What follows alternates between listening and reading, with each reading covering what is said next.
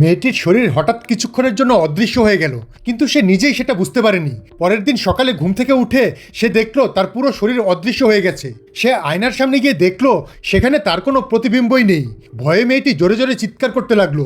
তার চিৎকার শুনে তার বোন ইরিনারও ঘুম ভেঙে গেল। সে দৌড়ে বাথরুমে গেল, কিন্তু নিজের বোন জয়াকে একদমই দেখতে পেল না, শুধু তার আওয়াজ শুনতে পাচ্ছিল।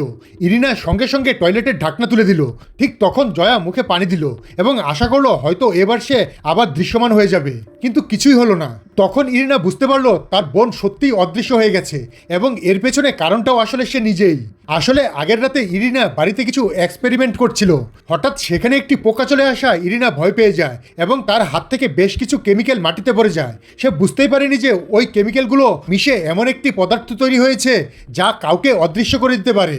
পোকাটি ভুল করেই সেই পদার্থের মধ্যে পড়ে যায় এবং ধীরে ধীরে তার শরীর অদৃশ্য হতে শুরু করে। এটা দেখে ইরিনা ভয় পেয়ে যায়। এরপর সেই পোকাটি সেখান থেকে বেরিয়ে তার বোন জয়ার ঘরে চলে যায় আর তার পানির গ্লাসে পড়ে যায়। সে কিছু না বুঝেই পুরো পানিটা একেবারে খেয়ে ফেলে।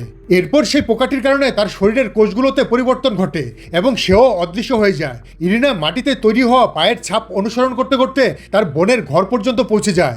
জয়া একটি ড্রেস পরার চেষ্টা করলো, কিন্তু পরের মুহূর্তেই সেই ড্রেসটিও ধীরে ধীরে অদৃশ্য হতে শুরু করলো।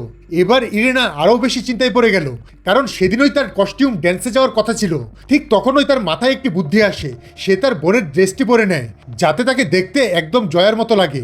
এরপর সে মুখে একটি মাস্ক পরে বাড়ি থেকে বেরিয়ে যায়। সবকিছু প্রস্তুত করার পর জয়া তাকে গাড়িতে করে স্কুলে নিয়ে যায়, কিন্তু রাস্তায় এক বৃদ্ধা তাদের দেখে ফেলে। তার মনে হয় কোনো ভূত যেন শূন্যে ভেসে যাচ্ছে।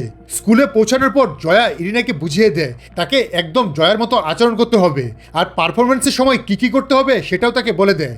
এরপর ইরিনাও সবকিছু একদম ঠিকঠাকভাবেই করতে থাকে।